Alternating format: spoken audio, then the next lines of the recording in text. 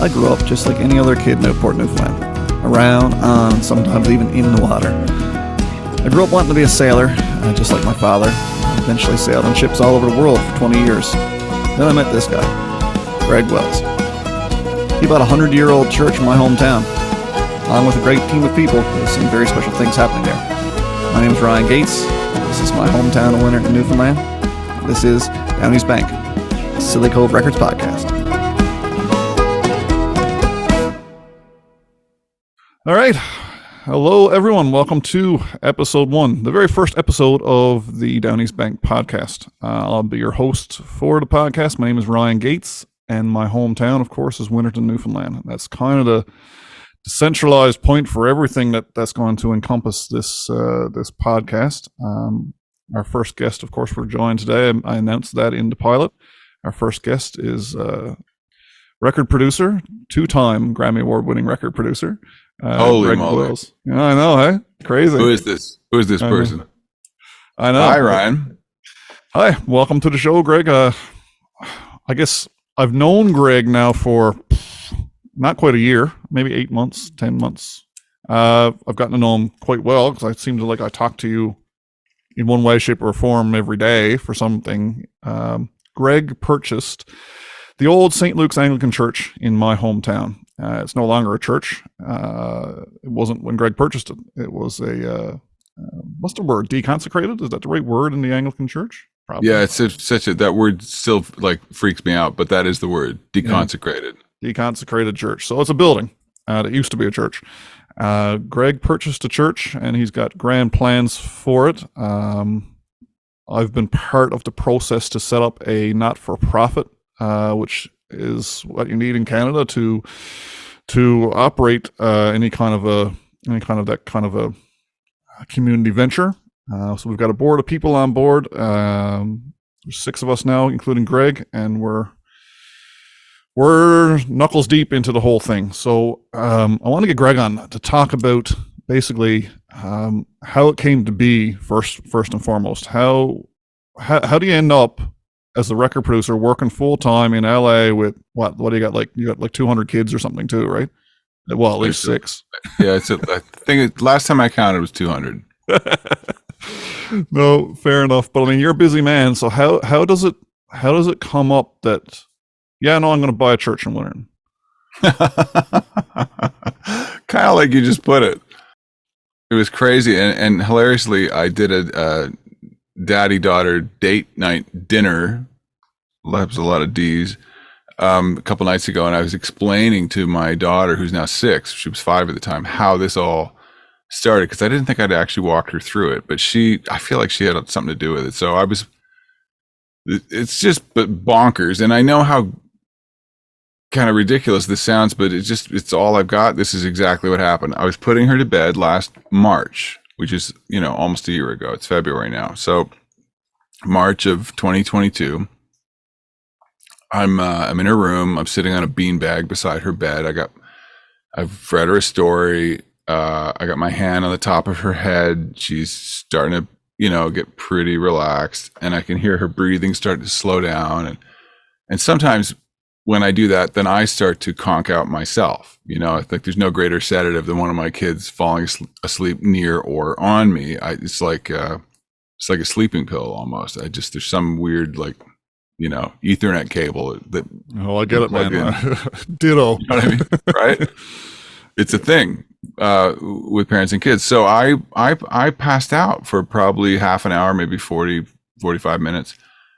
And I woke up, sitting there on the same beanbag, and there was a little light in the room. And I don't know why, but I woke up and I had this feeling, this big gut feeling that, and it was hilariously specific, that on this phone, on this little phone, that I could find something right now sitting on that beanbag without leaving her dimly lit bedroom, that there was something available right then that felt really special. It felt meaningful in kind of a family way, but in a kind of bigger, more meaningful way as well. I could not figure out what any of this meant. And weirdly, it felt like like a real estate purchase. Like it felt like That's felt like a oddly building. specific. So it's so specific and it's so weird. Like it's a weird combo of stuff. And that is exactly what it was. It was exactly all those things and nothing less and nothing more. And I didn't know what that meant. And I thought, well, I've just woken up feeling kind of crazy, which happens. And so I thought, well, let me, I don't know, let me just search. I've a couple of times earlier in my life, I've had sort of a little nudge to like look for something. And then I found something interesting, not quite as dramatic as what's happened here. But so being a musician who has repurposed a few different buildings over the years, creating recording studios, like, old warehouses or houses themselves. I like looking at like abandoned schools for sale or schools that aren't schools anymore or churches that aren't churches anymore. I've never pulled the trigger on buying one of those things, but it's always been kind of a fantasy. And anyway, so I live in California and I grew up in Ontario, but I came here when I was 21 years old on a Canada Council Arts Grant scholarship to study piano here. Okay, cool. And I always thought that I was going to return to Ontario when the grant money ran out, because I don't come from any kind of money. And certainly at that point in my life, I didn't have any kind of money. I was a young musician. It's very hard to keep the lights on as a musician at any point in your life. And the thing that kept me here is my piano teacher started recommending me for little jobs here and there, like little studio recordings as a piano player. And I'm still here. And that was like 32, 33, 30, I can't do numbers, over 30 years ago. I'm 54 now. And because I live in California, that's why I brought that up. I started looking in California for a school for sale, a church for sale, a big house, an old like abandoned house for sale. I found some stuff. It was really expensive. I could tell from looking at it, it wasn't going to sound that good because you need high ceilings and you need a lot of different reflections and rafters and stuff like that. Sound really likes that. Sound doesn't like 2 or 3 walls. It likes lots of different things to bounce off of. It just sounds better. So I kind of looked around the States and I found some cool stuff in the southern states, but I don't really have any connection to. And then I just thought, I'm going to look in Canada. And I'm always looking at sort of dream, real estate stuff in Canada, like maybe retirement, like a retirement cottage or something, or just fantasy stuff. Yeah. So I've been looking at property in Newfoundland since I was in my 20s, and also property in British Columbia on the West Coast. I love both coasts of Canada. So beautiful. It's like the most beautiful. And they're very different, but they're just unbelievably beautiful, both of them. And I just searched church for sale in Canada. That was my Google search. I'll do it. And my memory of what happened 11 months ago is I only got one result. And I clicked on it, and it took me to a listing for a church for sale in Winterton, Newfoundland. And I recognized the church and I thought, oh my goodness, wait a second. So first of all, my mom grew up in Newfoundland and her dad was born and raised in Winterton. And he wound up becoming a United Church minister who, grew up going to the United Church, Trinity United Church in Winterton, and became a part-time minister there in the summertime. He never was the full-time minister there. He was working at different churches, but he would preach there a lot. And my father, the way my parents met is my dad also became a United Church minister, and he met my mom because she was studying biology at Queen's University in Kingston, Ontario, where her dad, my grandfather, was a theology professor at this point. and my dad was there as one of his students. So there's like ministers all over the place in my family, and my dad had actually preached in that church at least once, probably more than once. I remember running through this church as a young boy, and I just thought, wow, well, that's got to be it. And it was for sale, and it was for sale for not a terribly terrifying amount of money. Like it was affordable. And so I clicked on the link. Sorry, I'm taking a long time to tell this story, but I'm kind of reliving it as I'm telling it. Yeah, I clicked on the link, and yeah, it's one of the craziest things that's ever happened to me, but it's the good crazy. Clicked on the link to Wayne Harris, the real estate agent who had the listing, and I guess Wayne was super busy. He never got back to me, and I emailed him again, didn't hear from him. I called him, didn't hear back from him. I called him a second time, didn't hear back from him. I called him a third time, and he picked up. And I was just almost frantic at this point, like, I must buy this church. I must buy this church. I must buy. And he said, your story's amazing. That's great. Unfortunately, the listing's outdated, and the church has been sold. The deal's closed. It's done. And I had no idea what was going on. I just felt this just got really weird, and weird in a way that made no sense to me at all. Especially after this kind of whatever you want to call it, some sort of like weird. I don't know what any of it means. And I just got really quiet and just blindsided by that info.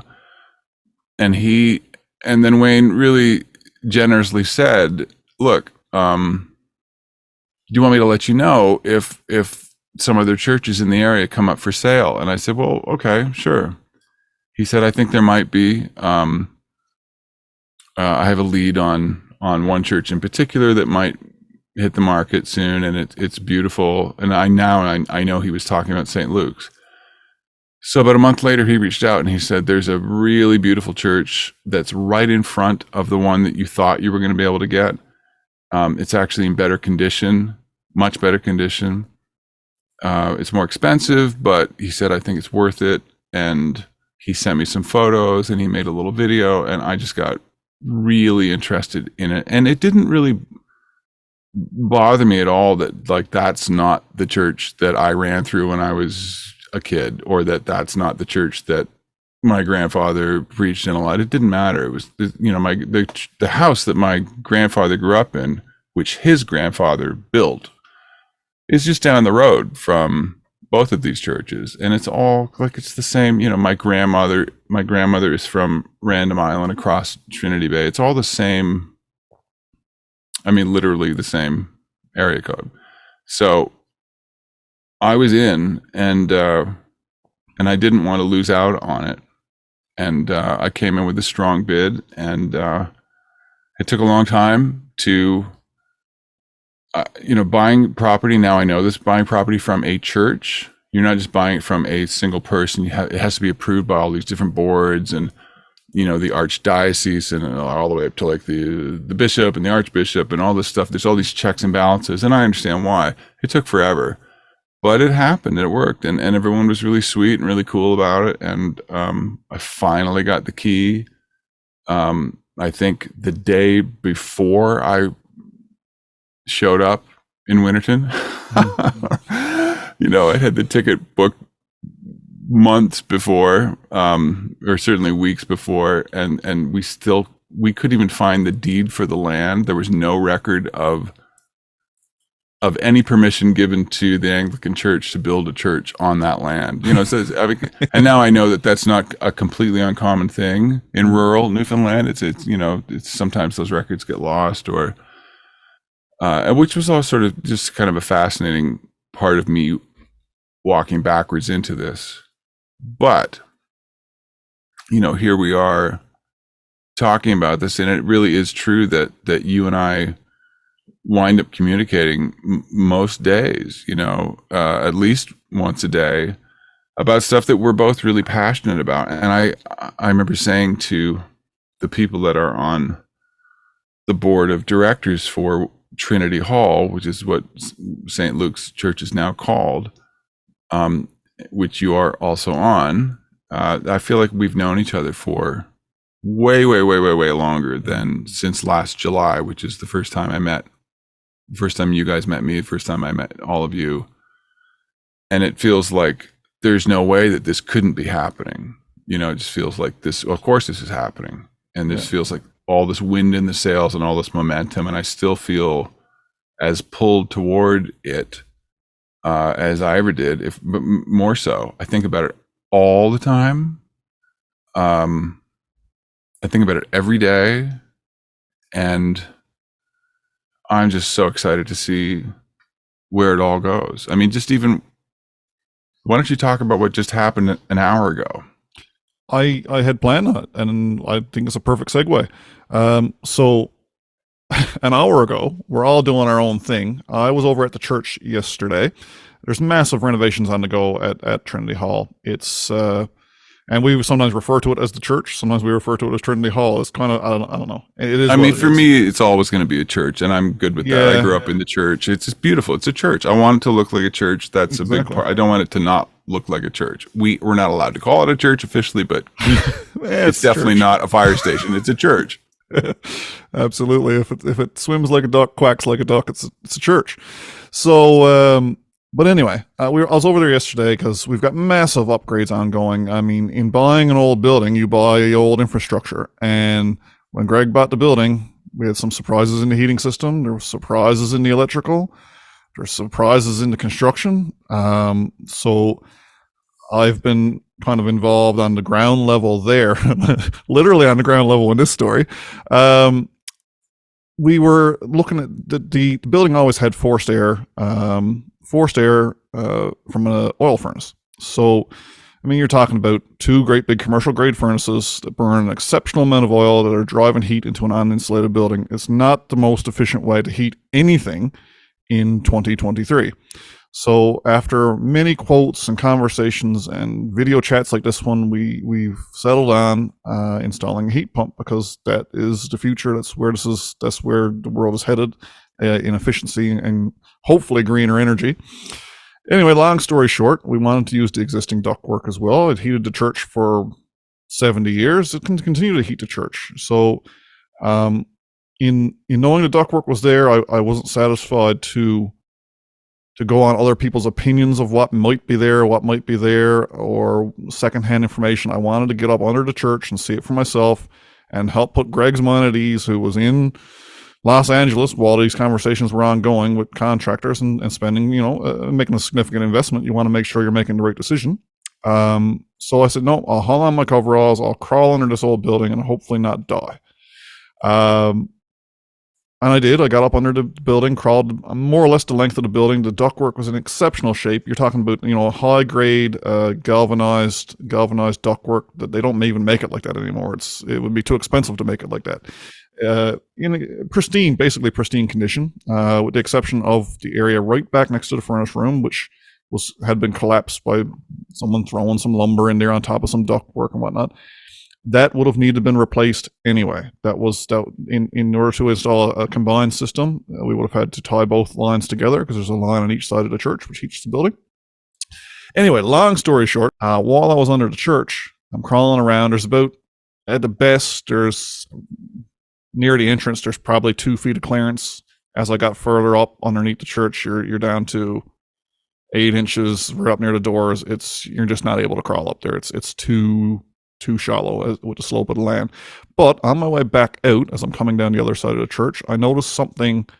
Like I said, there's about, at that point, between me and what I'm looking at, there was about 6 inches gap. I'm looking up at the floor, and it's an old window, an incredibly old window. And I couldn't tell how big it was, because again, when you're this close to anything, you can't judge how long it is, how wide it is. But I could tell it was stained glass because of the intricate, circular designs that were in this old window. I didn't know if it was even intact. I figured if someone took the time to secure it to the bottom of the floorboards of the church, it must be somewhat complete. I could tell there was some broken panes and whatnot in the glass. Anyway, I took a quick video clip. I'm sure that'll make its way out to the public at some point or another, i.e. maybe documentary, who knows? We'll see. But things that we're hoping to do in the future. But in any case, I took a video clip, I sent it to Greg, and Greg was excited, like anybody would. We're both history nerds too. We both like old things. So I was excited, and we kind of left it there for now because we said, well, winter was coming. We said we'll figure out a way to get this out of the underbelly of the church at another date. Part of the renovations that were ongoing yesterday were in the process of renovating what we call the stage area, which would have been, where choirs would have performed, maybe even the pulpit. I have no idea all the intricacies of what was up there. There was an organ there at one point or another. But we're making the stage all one level, meaning we got to tear out a small platform. Underneath that platform, there was nothing. It was wide open to the underbelly of the church. So I mentioned to our chair, Rhoda, so she's on the ground every day, because I don't live in Winterton anymore. I'm about 45 minutes from there. I said, Rhoda, when the contractors come back tomorrow, have them look for this. And I sent her a screenshot of the video that I took and see if they can find it under the church, because they're tearing up floorboards. I would figure about 10 feet from where I was when I took the clip. She said, yes, absolutely, 100%. I'll get them to look. And about an hour ago, they unearthed this. I don't know how. It's got to be 8 feet high, 6 to 8 feet high, from my guess from the video, from the picture that Rhoda sent us. And it's just an immaculate. I won't say immaculate. It's an immaculate demonstration of what a stained glass window would have looked like in Outport, Newfoundland, 100 years ago. It's beautiful. It is just beautiful, even in the way it sits, covered in dust, 100 years of dust and dirt, and with some of the glass broken out. It's just stunning. So these are the kind of things that we're unearthing. I also didn't tell you yesterday, when we cut a hole in the floor to run a new ground rod for the electrical, we also found a stubby beer bottle from the 1950s, a Dominion Ale bottle. So whoever was working on the church in the 50s was also drinking at the same time, which explains... Jesus turned the water into wine. I mean... Well, it explains a lot of our issues too. If the boys were drinking when they were doing the work. But anyway, we found a lot of interesting things as we're going here. And that's something that, again, Rhoda sent the pictures out this morning, and we all got chatting, and everyone, you can feel the passion. You can feel the excitement in and around the things we're doing, because none of us are making any money, Mr. Wells included. This is all and strictly not for profit. It's strictly a passion project. And when you can unearth a bit of history like that, and we're going to do some digging, try to find out where it came from, what was it original to that church. I suspect it was, but again, we're going to do our due diligence. We got some people on.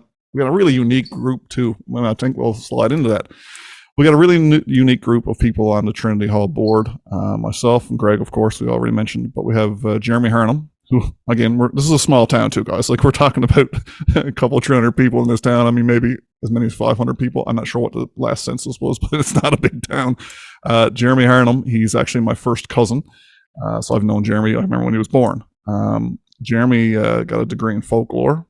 He's done interviews across the province for the Winterton Boat Building Museum, where he's interviewed people on heritage projects to get the ins and outs of exactly what we're talking about here with this window. So we got a guy like Jeremy on staff. He was a former curator at a museum as well.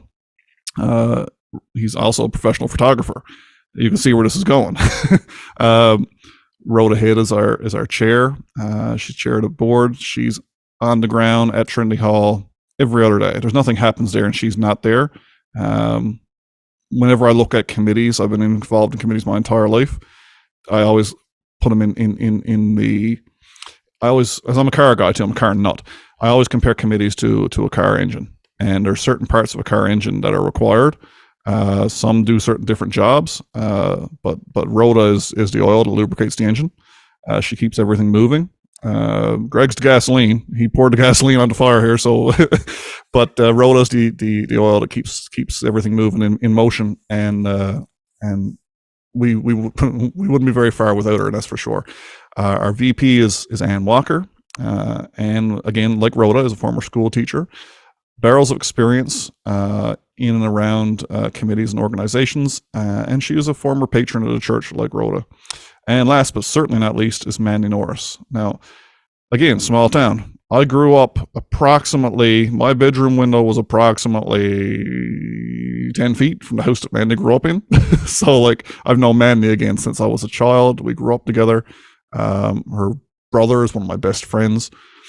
So yeah, it's a really unique group. Mandy comes from a PR background of all things. So she's a professional PR. I don't even know what her title is, but she handles public relations for high-end corporations, and she's quite good at her job. So having that coupled into to what you're seeing here is kind of a perfect team, in my opinion. But I'll let you elaborate a little bit on your thoughts and your team, because you assembled it. It's your, good or bad, it's your doing. Well, I feel really fortunate to know any of you. Seriously, it's really been an amazing little journey. I think it's okay to reveal at this point, although he'll probably be really embarrassed if I do, but he was enormously helpful to me. So do you know the story of Cyrano de Bergerac? It's been made into a movie a few times. It's a fantastic story. It's about this like good looking guy who had this terrible crush on this girl. She might have been a princess or something, but That sounds like a Freddie Prinze Jr. movie. Is Freddie Prinze Jr. in it? Freddie Prinze, I'm sure not so much. He could have been. I don't know. But this guy, the story is that the gorgeous guy, like, who just was brain dead, like he couldn't talk, he couldn't say anything eloquent. So he found this guy who is hideous to look at, but unbelievably eloquent, and he would whisper, he would give the guy things to say.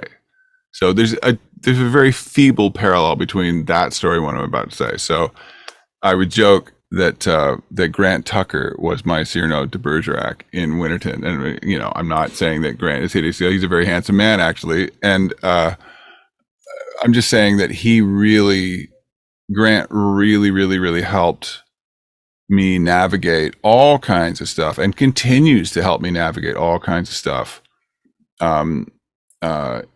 in Winterton, and just kind of in general. He's sort of become kind of a very friendly, a friend, but also like a mentor, and so I was just kicking the can around with him a lot, even way before it looked like I could purchase St. Luke's, and I think it was his suggestion to assemble some sort of like a team to help me, because at first I've never done this before, so at first I just thought it would just be me buying it and try to do whatever I was going to do. He said, no, you should involve some local people and have them help. And I had a lot of people raise their hand on Facebook, yourself included. You very demonstratively reached out, like early days. You reached out, put your hand up and said, hey, I see what you're doing there, and it seems a lot of the stuff that you're interested in, Greg, is exactly up my alley too. And if you want a hand or want help, let's talk. And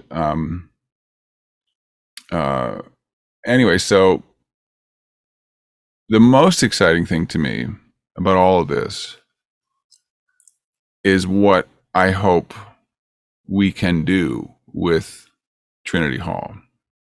And currently what that idea is, which in my mind has always been the idea, and I hope it remains unchanged for eternity, is that because I'm a musician and it's sort of the only thing I'm good at on a good day, it's my sweet spot.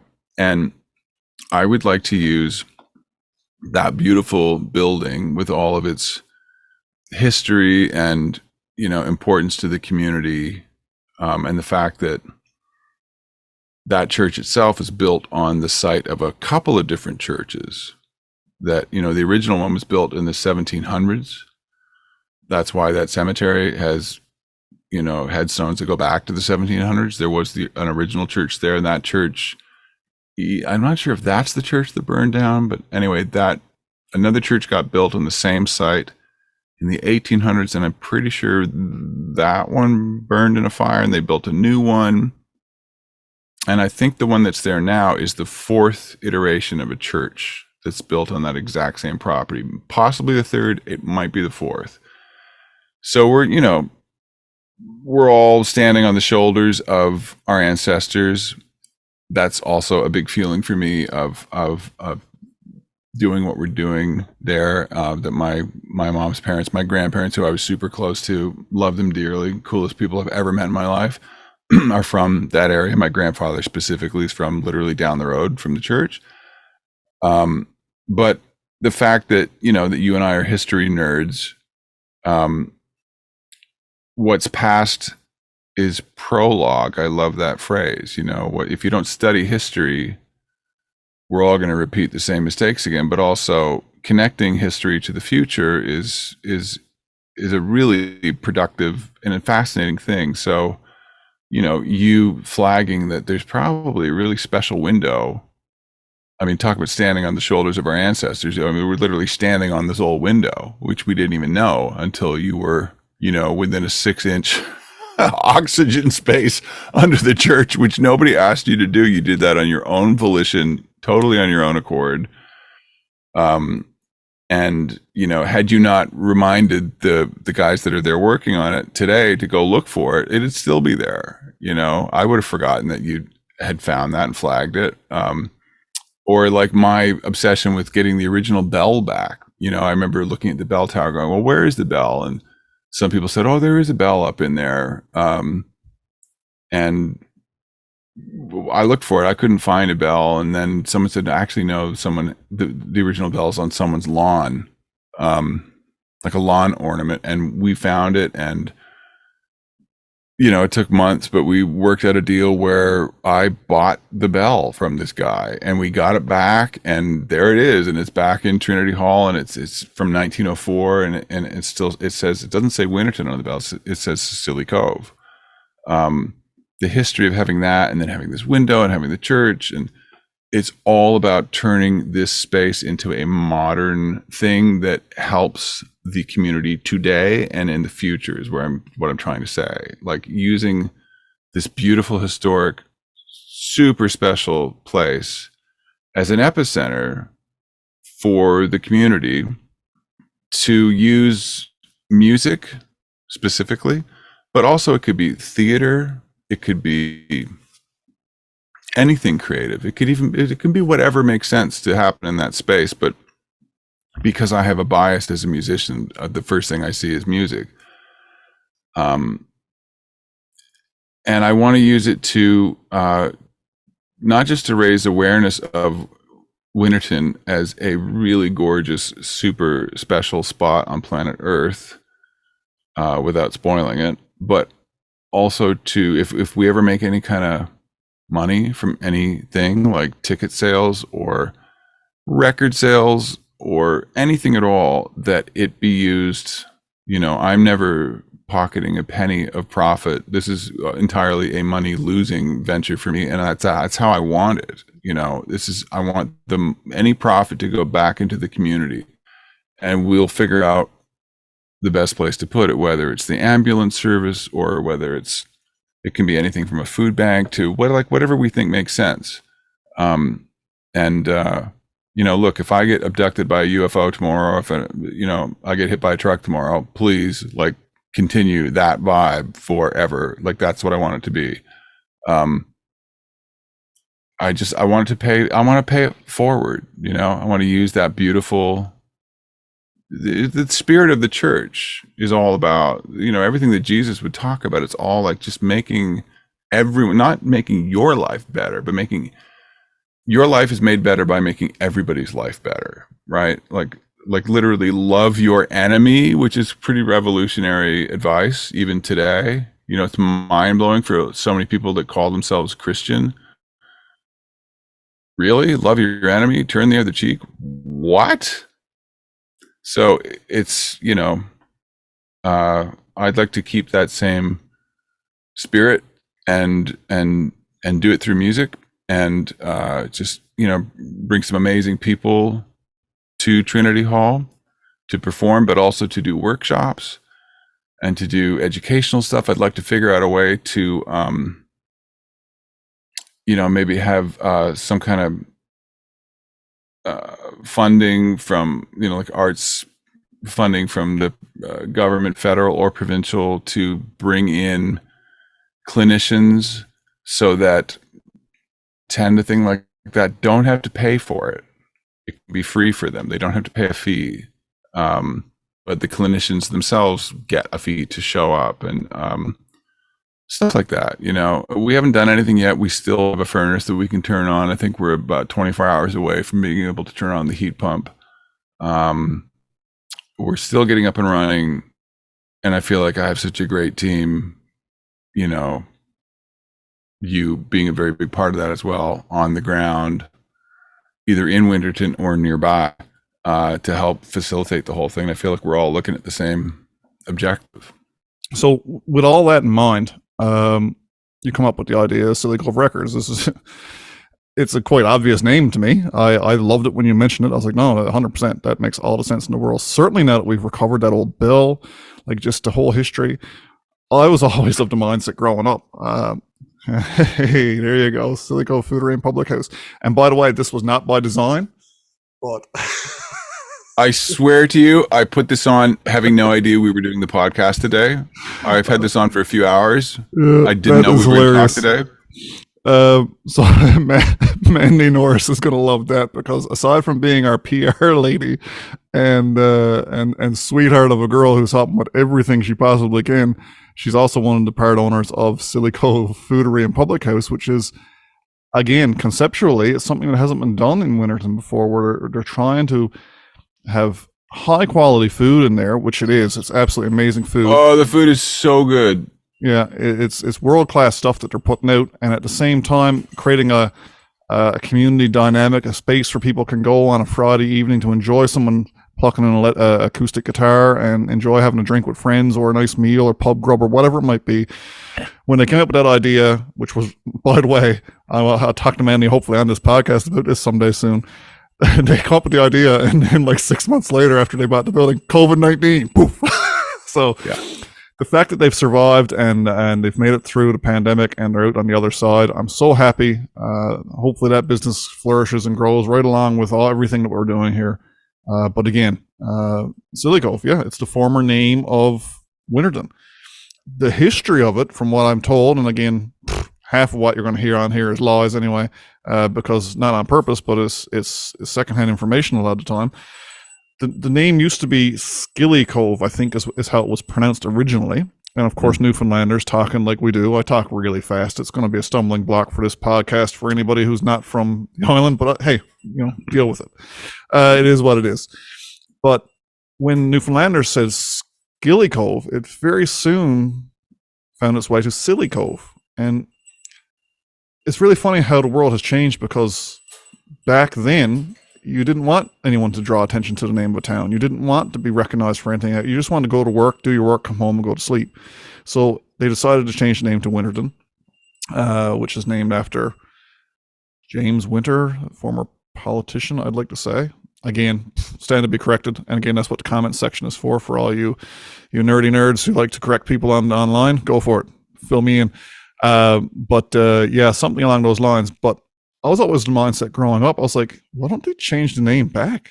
Why don't they just change the name back? Because, yeah, you want to be recognized now. Everyone in the world would love to have that kind of a history behind their town. I mean, I'd have no issue with it. I'd champion the effort. But anyway, that might never happen, and it's just my crazy mind at work. But I always loved that was a little story in our hometown, and when you wanted to toss that on the record label, I said that is perfect. It's a perfect homage to the town. My question to you is, since you started Scilly Cove Records, because it's, again, since I've come on board with you on that project, it's already evolving. You came on board with the idea of, okay, let's reproduce some classic Newfoundland music, which we are going to do 100%. There's too much good music or not to. But since you've gotten exposed to some of the talent, and since I've been sending you clips and videos and stuff weekly since I met you, just to again help you get up to speed of what there is around. What's your from a I mean, put all this lovey-dovey story to one side, just from an executive, a record producer in Los Angeles who are working with some of the best in the world. What's your take on some of the talent that you're seeing out of Newfoundland? Oh, there's certain areas of the world that I've noticed, old man that I am, like just when you start working in, music, just like, Ryan, when you were traveling a lot, on ships, and you wind up like being in, you're around the world a bunch, right? It's just that's one of those jobs where you have to travel a lot. Music is also one of those jobs where you have to. I wouldn't travel to as many parts of the world as you did, but I would travel to parts of the world where English speaking music is a thing. So I've seen a lot of that, and I've noticed that there's certain hotspots where the bar of talent and the bar of quality is much higher than most other places. Off the top of my head, like Austin, Texas is a place like that where there's just like amazing live venues. Still in 2023, there's live venues all over the place. There's amazing musicians there. Edmonton, Canada is another place where just loads of great musicians have come out of Edmonton for decades. I don't know exactly why, but Edmonton is another sort of epicenter of great musicians. Oaxaca, Mexico, tons of great musicians coming out of there. Ireland, unbelievable. Scandinavia, Sweden in particular. No, I would say all Scandinavia. My wife is Swedish, so I'm a little more skewed towards Sweden because I've spent a bunch of time there. But there's something about the Scandi countries where the musicians are just like incredible.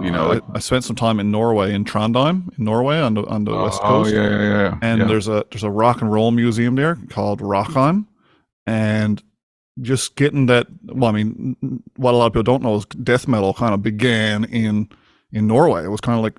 That was kind of a subculture all in itself, and it just grew and all blew up all over the world. But like their connection to music in Scandinavia, you're right, is amazing. It's so deep and quality. Anyway, continue. Yep, it's really something else.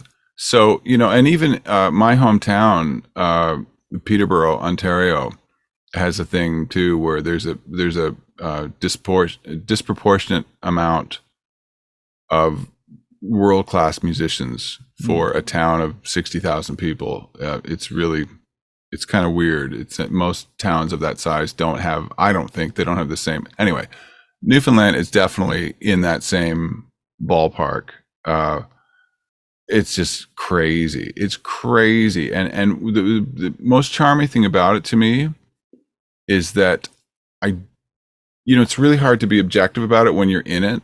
Right? Like the only way to really tell how you compare to something else is to actually do an A/B comparison, which means you would have to then get out of Newfoundland and go see what it's like to be in Pittsburgh, or go see what it's like to be in Nigeria, or go see what it's like to be in Paris, and compare, like what's it like in the general populace. Or if you just go see it like a regular club, who's playing, what's it like? And I remember just trying to get insurance for Trinity Hall when I was buying it, and it was hard to find insurance companies that wanted to give me a policy on an old church that had no insulation and wasn't going to have people in it very much. I couldn't really predict how often there would be people in it, and I lived here in Los Angeles most of the time, and so a lovely guy, Bill Hicks, was helping me get insurance, and he mentioned at one point in an email, he's like, I used to be in a band, and I get, being in the music business, I get that a lot from people, and unfortunately I've learned to not jump on that information, because I never know what's behind that, and quite often it's not necessarily something I'm looking for, because there's a world of people who have all this desire and everything, but they haven't necessarily put the work in to like have something kind of world class to offer up that matches the desire. Sometimes it's just the desire, and we can't really do anything with that. You got to have both. And I didn't really react to it. I just needed an insurance policy, and then once we'd exchanged a bunch of emails, and he never brought it up again. And then I brought it up after we had the policy. I said, hey, I'd be curious to hear what your band sounded like. And he wrote back, said, really? Seriously, you're interested? I said, yeah, sure. What the heck? They send me something. Yeah. He sent me a song, and he sounded like he sounded amazing. He sounded like Damien Rice or something. He just sounded like he has the most incredible voice. It was just him live playing acoustic guitar, just singing. And he just decided he didn't want to do music professionally as his main job, but he's got like a world class voice. He's an amazing songwriter, and you know, he anyway. So it's just, even Ryan, like the people that you have found, starting with Courtney Wicks, who grew up a stone's throw, as you put it, from St. Luke's Anglican Church and sang in that church a bunch, as a younger girl, and like the vibe that she has when she sings, and that's the first recording that we did at Trinity Hall. It's like, it's chilling. It's amazing. And I feel like we've made an album which is about to come out in a couple months or maybe a little sooner. It's I mean, in my view, it's like a world-class, beautiful, amazing thing. It's all traditional music, which is what I wanted. It's just presented very beautifully, very simply. You really hear the sound of the church. We had microphones way up in the air capturing the sound of her voice bouncing off the ceiling and the back of the church. It's a really stunning sounding room acoustically. And we've signed newer artists as well. We've got a bunch of stuff in the pipeline. I'm completely rambling right now. Sorry, I've gone way off. But it's a good ramble. I'm going to point you in a direction. Don't let you go again, because please do. You're right. We got some announcements coming, and we can't do that right this second. But the stuff that's coming is just as exciting as Courtney for me. I'm really, really pumped about the fact that the one tidbit I'll throw out there to the public is that in our next album, our next album is Jeremy Harnum's album, which is completely a departure from what we did with Courtney. That one's already could not be further afield. But so interesting to be able to give him that bump in the right direction. Again, top of a stone's throw. He could roll his car down the road with no gasoline and smash into your church. Hopefully he doesn't. But like he owns a house behind the church. He's on our board. He's a photographer. We brought him in with no intention of including the music, and Greg had to listen to the music, and he's like, you know what? We should record that.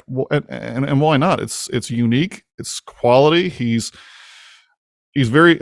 And it's really funny when Jeremy will always say one of his inspirations, of course, is the Foo Fighters. He's grew up big Foo Fighters fan, Nirvana fan, Dave Grohl, and there's a little bit of what he does that just throws me in that Dave Grohl direction, where that first Foo Fighters album, Dave went into a studio, locked himself in, recorded everything himself, came out with an album that sold millions of copies. I don't expect Jeremy to sell millions of copies right out of Trinity Hall, but again, you never know until you record it, right? It's very unique, and I think people who appreciate that genre of music are really going to appreciate what you guys put together there. I really do. But further to Jeremy's album, we do have some more stuff coming that is non-traditional Newfoundland music. It's Newfoundland artists that are here on this island that are kind of, I won't say spinning wheels, but you only get so far without a nudge in the right direction as well. And I think, I'm not saying that we're going to put them over the top with Scilly Cove Records. It's not designed to do that, but it'll give them an outlet to get their music out and seen, and then see where it goes for them. The beauty about Scilly Cove Records is there's no ties to us after the album is done. Contractually, these artists are free to do whatever they like after their album is released, and I think that's a very special part of what we're doing here, is just giving them an opportunity, and what they do with that opportunity is completely up to them. So yeah, I'm super pumped about where it's going. The sky's the limit. Scilly Cove email address is still on the Facebook page. If anybody's interested, send along something. You never know, right? We obviously we can't take everybody who sends an email, but if something really spurs an emotion or really says, that's interesting stuff, we can certainly look at it. So again, keep those submissions coming. I love it. I truly love it. You recently got an opportunity. This is not a Scilly Cove Records thing, but it's a Greg Wells thing, and I want to touch on it because I can't think of a reason not to. Justin Fancy spent some time with you just a couple of weeks back in Los Angeles, doing some songwriting. I just want you to touch on briefly, Greg, on the story of how you got connected with Justin, and then I want to talk some more about the recording, or not the recording, the writing experience you guys shared together. I'm not sure that the words briefly and Greg belong in the same sentence. I know, God. Go for it. We'll see how brief you can get on the how. Yeah, you're gonna have to set an alarm or something. Like put up a 10 seconds left. Jess, I'll try and edit myself. Ha ha ha. I was trying to reach out to Music Newfoundland, Music NL, and I wasn't getting anywhere. I was writing to them on their Instagram account, and I did not realize that they were going through a change of the people running it. And I guess whoever was originally receiving those emails through Instagram had not passed on that information to Rhonda, who's running it now, and she wasn't getting my emails. So I made a post on Instagram saying, "Can anyone help connect me to music?" And Justin put his hand up and said, "Hey, I'm an artist here in Newfoundland. I know who runs it now. Rhonda's amazing, and let me connect you." And he did, and that was it. That's all he said. And I'm like, well, who is this guy? He's so cool. Thank you very much. And Rhonda and I had a great call, and now we know each other, and hopefully we'll be able to partner up on some future stuff. And then I realized Justin, he's a singer and he's got a thing going, and I went to his Instagram page and I listened to some of his songs, and I really liked it. So that's it. I just really liked what he was doing. I haven't worked a lot in the space of modern country music. I really like old country music, like Patsy Cline, and like super old stuff, Hank Williams Sr. I've worked with Keith Urban and Carrie Underwood, but that's kind of it, really. Kelsey Ballerini had a song with Rascal Flatts, but that's kind of it. Like I most of my stuff has been not Nashville, but something about what Justin's doing, I just really connected with me. And so I wrote to him. I said, "Do you want to talk about maybe maybe we should work together?" And so we wound up talking, and I invited him to come to write with me, just to see, because I never charge anybody to write songs with me. It's free, and I just said, if you can get here, put yourself up in a hotel, and let's write Monday to Friday. Let's just see what we get. And you never know how that's going to go until you try. Mm-hmm. And we wrote 3 songs. I feel really great about those 3 songs, and I think I want to be. I think we're going to be working together on his new album. Wow. He has an incredibly talented producer named Clint, who I can't remember where Clint lives. That would be Clint Curtis, and Clint Curtis lives, I think it's more central. Yeah, in Grand Falls, Gander, Grand Falls area. I can't say for certain, but yeah, he's out central Newfoundland. Yeah, he's a beast of a talent. He is really incredible, and by no means do I want to elbow him out of the picture. I want it to be the 3 of us, and I want to give him all the space to continue doing exactly what he does. And I just want to sort of come in and kind of just join the team and just try to create something for Justin that hopefully just gives him a big blast of wind in his sails. Because I think he's doing it for all the right reasons, and I think he's damn good. I think he's really good. He's a really great songwriter. That was immediately obvious to me when we started. He knows a good idea from a great one. He knows what's not a good idea. He knows what works for him. He knows what doesn't work for him. Those are qualities I've recognized in all of the artists I've worked with who have had careers with longevity, who have made really good decisions for themselves. He reminded me of a lot of that stuff. So it's exciting for me. And it feels like it's exciting for both me and him. So we'll see where it goes. Yeah, no, absolutely. I've known Justin for a couple of years, a mutual friend, not on a real personal basis, but enough that I could reach out to him personally. And I've had him on the books for a project here and there when it comes to, playing live shows and stuff. None of it really panned out because of schedules and not because of anything other than that. We just couldn't get the timelines to line up to do a show. but just a quality guy. And I think what separates Justin from some of the others, and I don't want to cast musicians as dummies by any stretch. That's not what I'm trying to say. But Justin is very, very intelligent. He's a very intelligent individual, like above average for anybody, not just musicians, but I mean just in general. He's an intelligent guy, and he brings that to the forefront in how he rolls his music out. He involves the right people. I know you probably haven't gotten into the nitty gritty with him yet as to his band and who plays with him, but Nick Earle plays lead guitar for Justin Fancy. Nick Earle is one of the best guitar players to ever come off of this island, in my opinion. I'm no expert. I'm hoping to be someday, but when I listen to guitar players in Newfoundland, Labrador, when it comes to guys who can really bump it out, Nick Earle is in a league of his own. Nick was one of those kind of YouTube sensation kids from Newfoundland who, you know, I remember seeing videos of him when he was just a child that his dad uploaded of him playing blues music, and he came out as a blues musician when he was still a teenager, released a couple of albums which are absolutely astounding. And he's been, you know, gigging around with different bands now for a little while, and he's got his own blues act going. It's been winning awards, and he's teamed up with Justin. And I mean, when you pull that kind of team together, and like I said, it's not by accident. Justin's an intelligent guy. He's picking the right people. You're going to have success. So again, big shout out to Nick Earle, because I'm a huge fan. I bought his album. If you guys are looking for a good blues rock album, Nick Earle and the Restless Hearts. I got it on vinyl here. Actually, I bought it last year when it came out. Fantastic listen. I'm absolute must. Even my children like it. So my children don't like anything. But yeah, no, I appreciate your take on the local artists in particular. Like I said, talking about Justin. Again, just a great guy. But I want to shine a spotlight a little bit on Greg Wells. I know this, which is kind of a weird thing. You're kind of a humble dude. I'm boring. Don't shine a spotlight on me. No, I'm going to, whether you like it or not. It's too late. No. But please don't, because everything what we're doing here is like, I mean, you know, I understand, like I work with famous people. I'm not famous, but I work with famous people, and I suppose that brings a certain headwind with it, but like, I don't want this to be about me. You know what I mean? Okay, fine. It's not going to be about you. But I know a guy who just won a second Grammy. So I want to bring that up. All right, fair enough. Fine. All right. So what is it? Today is Wednesday. So on Sunday, I'm sitting at home and my phone blows up. I'm like, oh, this is interesting. Maybe someone's dead. Anyway, I pick up my phone. I'm like, honestly, that's when your phone explodes like that, it's usually bad news, right? And Justin Fancy had messaged me.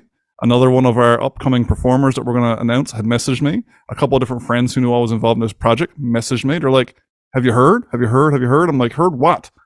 Greg just won a second Grammy. So my next message was to Greg. I said, Greg, you won a Grammy, man? Like, he's like, yeah, I know. So take me through that experience. I mean, obviously you're not at the Grammys at the time. I do know that much, but the rest you can fill us in on. Yeah, I was sitting in this very chair, and you can't see what I'm looking at, but I'm looking at my computer monitor, and I was actually sitting here.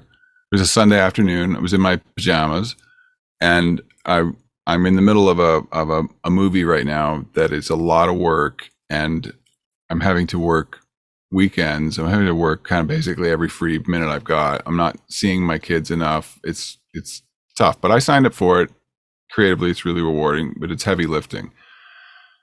And so I'm sitting here working away, and I think it was about like 1:30 in the afternoon, Los Angeles time, and I knew that day was the date of the Grammys. But in my head, I thought the Grammys don't start till like, 5 p.m. LA time. Yeah. And I wasn't going to go anyway, because I've performed on the Grammys 3 times over the years, and I've been nominated 6 times, and I won my first Grammy in 2019, and I've been in LA for over 30 years, and so it was insanely exciting for me. It still is insanely exciting. It's very surreal for me to have anything to do with the Grammys at all. I don't mean to sound like I'm not blown away by it. I am. I'm very humbled by it. It's so nuts. But I wasn't going to the show because I just had too much work to do. I just couldn't do it. So my phone started blowing up, And at first I didn't know what was going on. People were just writing words like epic, exclamation mark. I'm like, what? And Someone's dead. you know, and it just kept blowing up. I just kept looking over my phone, and finally someone said, like, you won a Grammy. I'm like, what? Now, and it's even more confusing because the Grammys are kind of they're trying to do the right thing, which I'm all about. You know, of course, giving an award for any sort of music, it's like giving an award to your child for being the best child when you're kind of ignoring the other kids. It doesn't make any sense. It's weird. You can't really award. You can't give out awards for art or music, but you know, the Grammys, they're trying to do the right thing. They're trying to inspire people, and I'm all about it. It inspired me a lot as a kid watching them every year. But there's still this sort of like archaic, like every category has its own set of rules, which is confusing. For instance, the big award is Album of the Year. And I remember I've been nominated for Album of the Year before with Katy Perry. We didn't win. And I was included in that nomination because I was one of the record producers. But they had a weird rule at the time that if you're a songwriter on the Album of the Year, you're not included in the nomination, which is bizarre because without the songs, there will be no album.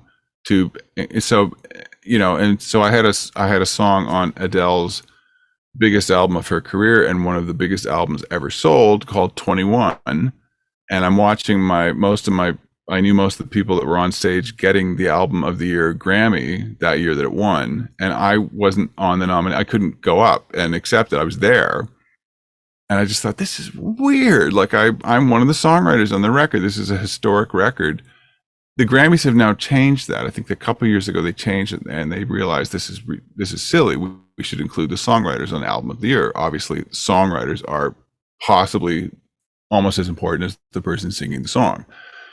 But the category that Michael Bublé was nominated in for his album Higher, which is what I got a Grammy for this year, the category is called Best Traditional Pop Vocal Album.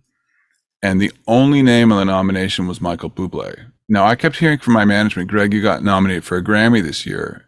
And I would look at the nominations, the official nominations, and I would only see Michael's name. And I said to my management, my name's not on there. And they said, I know, but you're part of the nomination. I said, well, wouldn't my name be on there? So I didn't know what was going on. So I emailed the Recording Academy, which is basically the Grammys. And I said, can you explain this to me? And they said, I know it's a little weird, but the rules with this one are the following. For some reason, we only put the artist name in this category. We only put the artist name on the nomination. However, if Michael wins, Greg, you will get a Grammy. You'll get a statue. You don't just get a piece of paper. You will win a Grammy. I'm like, okay. So, you know, wonderfully, he did win. And, but as a result, like, you know, nobody really knows I won a Grammy unless you follow me on Instagram. Like, I think the Canadian press would be happy to hear about that, but because of these weird Grammy rules, like no one knows about it. But whatever, it's a nice problem. These are the problems to have in life. If you're going to have problems, I'll sign up for that one. But yes, and most importantly, I'm really happy for Michael because Michael is very Canadian in all the best ways. He has fantastic people chops. He really can, if he's sitting one-on-one with you, he can, he's a really warm, wonderful guy who's into what you have and he also has a lot of interest in saying. He's very funny and he's very playful. But also if you see him in a stadium with 30,000 people, his vibe is exactly the same. And he can make everybody in the room feel that way too. It's really something else. Also a very resilient fighter. And he really digs in hard for the way that he wants to make music. So he's created this path for himself that I can't think of any other artist in the history of modern music that's done that, where he can sell out, when he goes to like South America, he can play in front of 80,000 people more than one night in a row, in the same stadium, same, soccer stadium. And he'll get up and he'll play, an old Mills Brothers song, and then he'll play like a tango song, then he'll play a pop song, and then he'll play a big band song, then he'll play whatever he feels like playing. He'll play, and the fans love it, and they expect that sort of variety. And my career is so all over the place. It's almost psychotic musically. It goes from death metal literally to jazz to classical to straight up pop to it's all kinds of stuff. Underground Brooklyn DJs, like it's all over the place. I like it that way. And his career is kind of nuts in the same way. I feel super lucky to have had him knock on the door. At first, I thought I was the wrong choice to work with him. I was totally wrong. He was right. I was wrong about it. I loved it. I will work with him. If he'll have me, I'll work with him till the day I am not here anymore. It was an amazing experience. And I'm so happy for him to see it get recognized. Cause it's a really beautiful album. My favorite stuff on the album is actually like the big band tracks. There's one in particular that's a slow song. That I think is one of the best things I've ever been a part of. It's just, and he let me just chase it off the cliff. I was really trying to nail this kind of old school, like there's a great Sinatra record called Songs for Swinging Lovers. Stunning album. It's in my mind, it's a Frank Sinatra and a Nelson Riddle record, the famous arranger Nelson Riddle. I love the sound of it. I love everything about it. And it was my feeble attempt at an homage to that, and I think I got close. So to have that be recognized at a big commercial event like the Grammys was super thrilling. It often doesn't happen. Yeah, no, and you hit the nail on the head there too when you talk about Michael carving his own path, because you're right. It's just all unheard of. With so many people trying to follow the trends of music instead of just following their own voice, it's refreshing to see Michael get acknowledged for that at the Grammys. I seen, there's a video clip going around YouTube now of him announcing that he won a Grammy at one of his shows. I think in Spain, maybe he was playing Milan. a show. He was in Italy in Milan. Oh, Italy was it? Yes, sorry. Yeah. And yeah, it's just fantastic stuff. He's just such a cool cat in every way, shape, and form. It's really interesting because, well, for me, I'm a bit of a weirdo when it comes to music, and I'm a sailor, so I spent too many hours staring into a radar screen, clearly. But anyway, so on Sundays on the bridge of the ship, I was one of the navigating officers, and we'd be sailing wherever. Sundays on the bridge of the ship, I'd have music on in the background, of course, low. You got to be able to listen to your radio as a store, of course, you're on a ship, but you can have a little bit of background noise just to keep you from going cracked on the bridge of a ship for 6 hours. So on Sundays, my thing was I'd always play the standards on Sundays, the Sinatras, the Dean Martins, this. Nice. But there was always a few Bublé tracks that always fell into my playlist. And again, I'm working on a ship with a bunch of, I call them hairy-assed old men. Just guys who, come up, either one of two things, drinking beers and pounding liquor shots to Guns N' Roses or full on, Conway Twitty.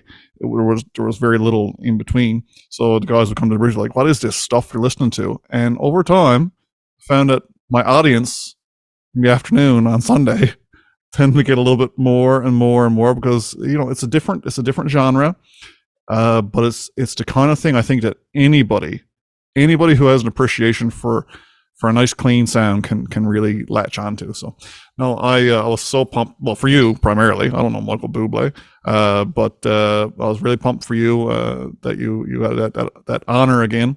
But again, having that Canadian connection and that genre of music recognized, I think made it all the more special as well. So that's really cool. Thank you very much. And I'm not trying to dangle a carrot at all, but I do have a gut feeling that he's very taken by this whole Trinity Hall story, like very taken.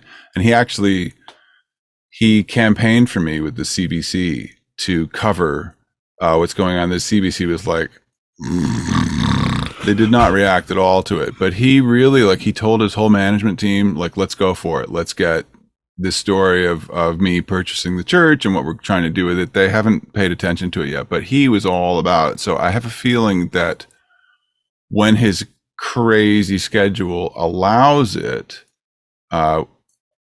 I have a feeling that it's in some way I can see it happening. I can see him there. I don't know what the context is, but I feel like he's going to show up there at some point, and we'll do something there together. I don't know what, but I was going to suggest such a thing, but now you've stolen my thunder. So yeah, it's a Greg Wells idea now. well, I think it'll be his idea. Yeah, well, I think even better. Yeah, I think it could easily be his idea. that would be, and again, I think that the access that your success in your career has afforded you is going to open some doors to Newfoundland and music lovers in Newfoundland that hasn't necessarily been open before. Because again, no knock on the acts we've had over the years, but a lot of times we tend to see people near or at the ends of their career when they're on the downslope to playing shows and getting things done. But yeah, it's inspiring to know that those possibilities even exist. So yeah, I was just gonna say that's the whole point of like why this is appealing, not just to me, but to any of the sort of more, like actually famous folks that I work with, that this isn't some sort of like, this isn't the Grammys. This isn't some like big flashy blown out thing where you're going for a big, macro, global thing. It's a super, super, super specific, very regional, exactly one thing. It's one destination. It's one point. And it's not trying to do a big thing. It's trying to do one thing in one place and just do it at a level of excellence. And that's it. And also, by the way, that place is absolutely beautiful, filled with the most beautiful people who I also have a huge connection with. And I'm related to, half the town in Winterton. So, maybe more than half. So it's, to me, that's more exciting than taking a phone call to work with the next pop superstar. I mean, not, I don't get calls like that every day, but those calls come in sometimes, and it's like that's more work. This is, like you said, it's a passion project, and that food just tastes different. It's like it means more. It just shows up on the radar screen in a completely different way. And I think it does for someone like Bublé as well, and it does for people like Ariana Grande, who I'm working with on this movie. Like she wanted to know all about it. I've shown her pictures of the inside of Trinity Hall. She said she wants to come. I mean, she literally has told me that. She's insanely busy. She's one of the most famous people on planet Earth. I don't know if we'll ever get her there, but who knows? I mean, weirder things have happened. I don't know. You made it there, so our next step is to we'll get some other people there. It certainly has the charm, I think, that would draw just about anyone in. The story, the uniqueness, the history, the landscape, the people, the dialects, you name it. There's nothing about that small town that's not amazingly attractive to anyone from outside, and it's locals included. I mean, there's no reason why Winterton can't be a little hometown destination as well for people of Newfoundland and Labrador, which again is going to be, we're going to need everyone's help to make that dream a reality. I think the more people buy in, the more people who listen to podcasts, the more people who show up to a show, I think that we'll get there, and it's just going to take some time and lots of excitement and lots of energy, and we're certainly there. I want to ask you about we started talking about the Grammys and trailed away from it, but at the end of the day, that's the topic of conversation we're finishing off on here. And I mean, you mentioned you played at the Grammys a couple of times, and I wanted to ask you about, because I mean, I always get the question from my friends who know me well, and they're like, "So are you tangled up with this Greg Wells project because you're hoping to meet Katy Perry?" And the answer to that obviously is yes.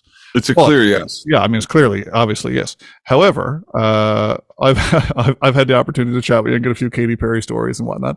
But I want to know about the time you played piano for Katy at the Grammys in full on white suit, the whole shoot match. It was an amazing piece of work. I remember it actually. I've been a fan of hers for a while, even more so in recent years when I've gotten to know the individual through, the American Idols and all the things where you get to actually get immersed into personality. So just curious about if you got any kind of a story on the back end, because I mean, what's a podcast with at least one story? Back end is the perfect segue to the story. So, well, first of all, I love her. I met her when she was 19. She's now, a mom, and I'm really happy for her career wise. And I believed in her early on. I continued to work with her after she got dropped from her record label. And I always knew that she had such enormous potential, and she knew it too. She was a great inspiration, and like just really betting on yourself. You got to bet on yourself in the arts. You really got to roll the dice on yourself, but you also have to put the work in, and you got to She was dropped. craft. She was dropped from a label at one point, wasn't she? 3 times. 3 times. Oh wow. 3 times. And the last time was she had made her debut album. And and what happened was a guy named Tim Devine. He was the head of West Coast A&R for Columbia Records.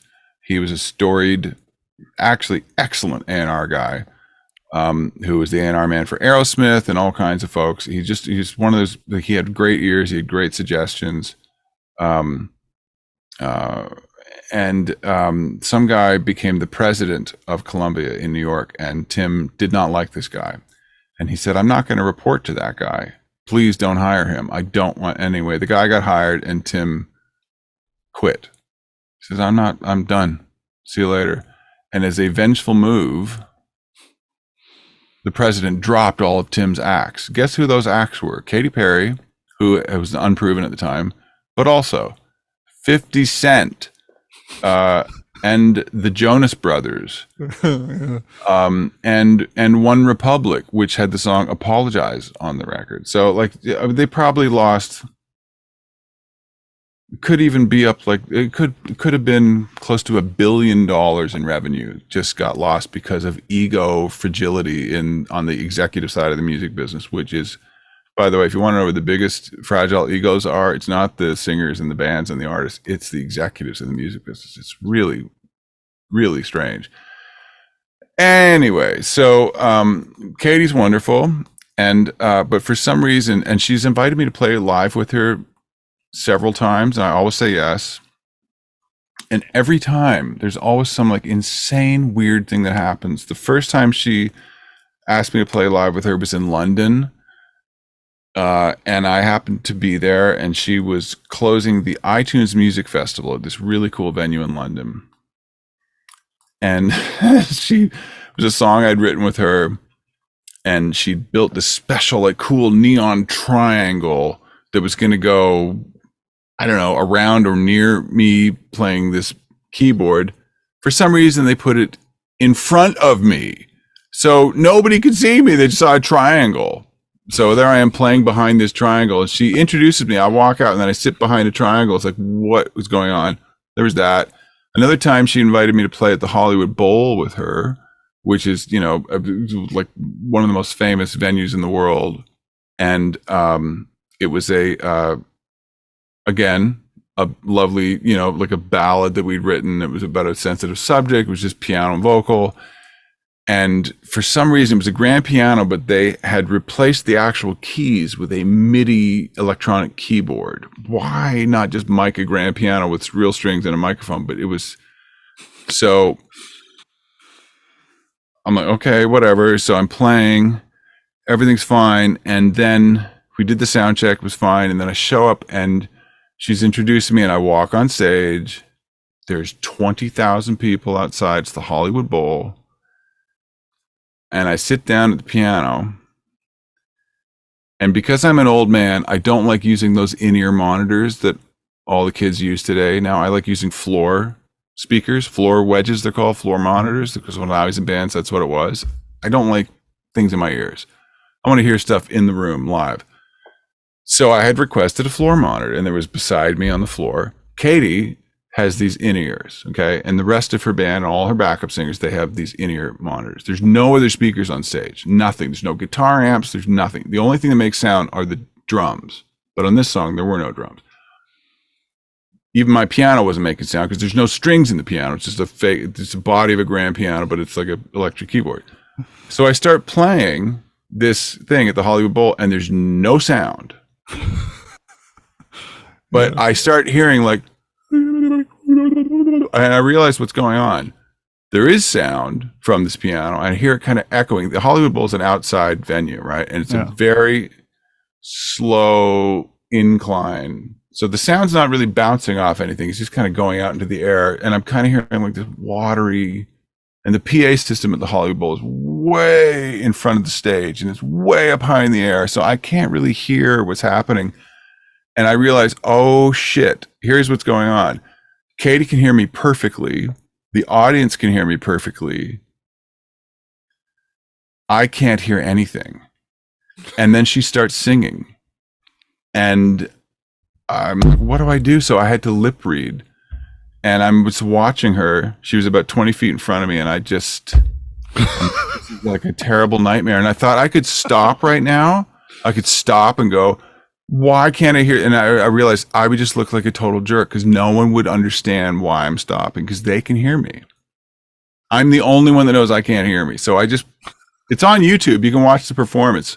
I make one mistake because I can't hear myself, but I got through it. You can't tell that I could. Anyway, so there's always this anxiety around a thing. So here's the end of the story. So we get invited by the Grammys to perform a song called Not Like the Movies, which is about her falling in love with Russell Brand before he revealed that he's a very difficult guy to be married to. And she was very in love with this guy. And she wanted it to be this incredibly romantic thing. And she had this movie made of her and Russell, footage of them like kind of courting each other. And she was going to be 50 feet up in the air on this swing covered in flowers. And she wanted me to be in all white. So I swear to you, they flew a white Steinway piano, a replica of John Lennon's white Steinway piano. I don't think it was the original John Lennon piano, but I think Steinway calls it the John Lennon model. Flew it out from New York to LA. She sent me to Giorgio Armani in Beverly Hills and had them make a tailor-made white silk suit for me, which was a whole experience in and of itself. And actually, it was no pressure so far, but okay, go ahead. It was weird. I was like, they were really cool. I said, guys, I am like, I'm from a small like farming factory town. No one's ever made a tailor-made suit for me, especially made of silk by Armani. And they were great.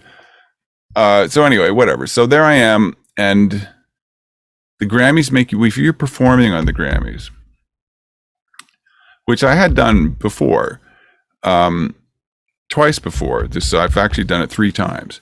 This is the last time I did it. And, or was it, maybe that was the second time. Anyway, whatever. So they make you rehearse a lot. You do a full dress rehearsal. The Grammys are on a Sunday. You do a full dress rehearsal Friday night, a full dress rehearsal Saturday night.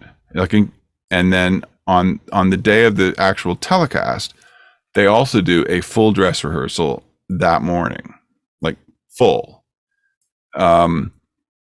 It's incredibly locked in. It's like clockwork. The Grammys are unbelievably complicated. There's all these bands that are set up on stages. There's like probably 10 different stages backstage that are all on wheels, and everything comes out and moves, and it has to be like synced up like a military exercise. They all went great. All the dress rehearsals went great. Everything was great. So it's showtime, literally showtime. And the entire music business is in the audience, right? Like all my heroes, they're right there. I can see a lot of them. There they are. And I'm sitting at this white piano. I'm in a white silk suit on a white piano bench. And we hear the announcement, okay, 2 minutes to air. We're on a commercial break. 2 minutes. And then Katy, the swing has not been raised up into the air yet, and it's just the two of us. It's just her and I start the song. This is also on YouTube, and she's getting attached into the swing, and she turns and she looks at me, and she smiles, and then she goes, "Don't fuck it up." And I laughed like, okay. And then she gets, raised up into the air. She's literally 40 or 50 feet up in the air. And something about that the reality of what was going on just hit me. Like I felt like a horse had kicked me in the stomach, and all of a sudden I was about to lose bowel control in front of the music business on stage in a white silk suit on a white piano bench with a white spotlight on me. I'm the only person on stage other than one of the world's most famous pop artists above me on a swing. And I thought, I think I need to run off stage and like deal with, and I just realized I can't because 30 seconds to air and I'm like squirming and like trying to like, what am I going to do? And it was so freaky. 10 seconds. And then just something about the adrenaline and the nerves just took over. And I did not crap my pants, thankfully. And then we started, okay, go. And I think Neil Patrick Harris was the host that year. And I heard him intro us. And then I got a cue from somebody like, go. And so I started playing. And it was good. And it felt right. It was good. And she was singing. Everything was cool. Played the intro. And then we got into the first verse. And that was good. Now, this is a song I wrote with her. Okay. And I wrote the piano part too. And I'd already made the record. I produced the record. And I had brainwashed myself with the piano part for weeks, knowing I was going to be on TV live in front of literally hundreds of millions of people.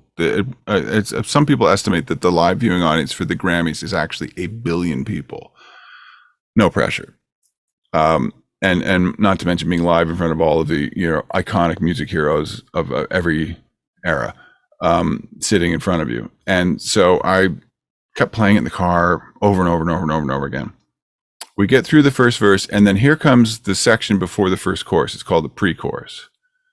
Some people call it the B verse. I call it the pre-chorus. And I realize about a bar in front of it, I don't have a clue what the chords are. I have no idea what to play. I've just it's just a field of white snow. I have no clue what the next note is. Not a clue, and I'm about to destroy my career right now. And then I just entered some weird, like other awful parallel dimension of torture and anxiety. And I don't know what was going on. And it was just a wormhole of hell. And then I didn't know what was happening. And then I found myself playing the end of the pre-chorus. And then the first chorus was coming up, and I knew what that was. And I was back, and then I played the chorus, and I knew what it was. And then the rest of the song was fine. It was fine. And it was over. And I was so relieved when it was over. Now, when I watched the footage of it, I didn't play one wrong note. Not one wrong note. It was just, I don't know what happened. It was some insane nerve thing of like, playing on live TV is different than playing in front of just a regular live audience. There's something about knowing that the cameras are on you and that there's a weird other audience that you can't see. I actually did not enjoy that at all. Anyway, that was like probably the worst experience I've ever had with someone who I'm so fond of, and she went to such lengths to like make me look great. And then of course, ironically, on the TV feed, the camera never, there's no close-up of me at all. I'm literally just like a couple little white pixels in one tiny little corner of the TV screen, which is probably a good thing. It's all on her, as it should be. It should be all on her. But like no one noticed. I may as well have been wearing a plaid suit, playing, whatever. But yeah, Katy, for some reason, every time I play live with her, it's always some, pardon the pun, shit show.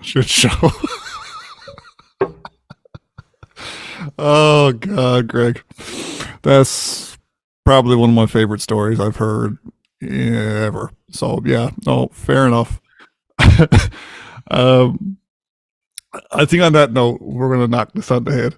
I can't really follow that story with anything. But No, I had other questions, and I'm just going to save them until the next time we do this. We'll do this again in the future, hopefully after we announce some more Scilly Cove Records artists, or after Katy Perry comes on. Maybe that can happen. I don't know. Hey, you can make that happen. Feel free. Well, she'd be a great second guest. She can't be. Courtney Wicks, by the way, guys, episode 2 of the Downey's Bank podcast. Woohoo! We got Scilly Cove Records' own Courtney Wicks. So she'll be on our next episode. She's excited. She actually designed said logo. She is one of the most well-rounded, most all-encompassing talented people I think I know. She's good at everything. It's sickening. I hate her. And I love her. So can't wait to get Courtney on probably next week. We'll do that. Time willing, weather permitting, all that good stuff. Miss Wicks will be on for a little chat as well. But for now, Greg, thanks for joining me on the bench. We're really glad that you took the time, and we're so happy to be following along with everything you got going on and wearing. It's going to be quite an adventure and a great ride. So looking forward to what comes next. Apologies for the overshare, and I could not be more excited. And thank you for all of your help, Ryan. You're really like an incredible teammate to take this on with me. And I can't wait to see what's around the corner. Yeah, absolutely, man. For sure. Okay, guys, if you've enjoyed what you listened to, if you've enjoyed what you've seen, we run the podcast 2 different ways. You can stream it online through Google Podcasts, Apple Podcasts, Spotify, pretty much anywhere that you download your podcasts. Or you can check it out on YouTube. Just search Downey's Bank Podcast on YouTube, and you'll get our YouTube channel. Also, if you're interested in what's happening at Scilly Cove Records, check it out on Facebook, facebook.com/Scilly Cove Records. You'll see the podcast there as well. So, unless there's anything else, make sure to click, like, subscribe, all that jazz, and I guess we'll see you on the next one. Thanks, Greg. Thank you.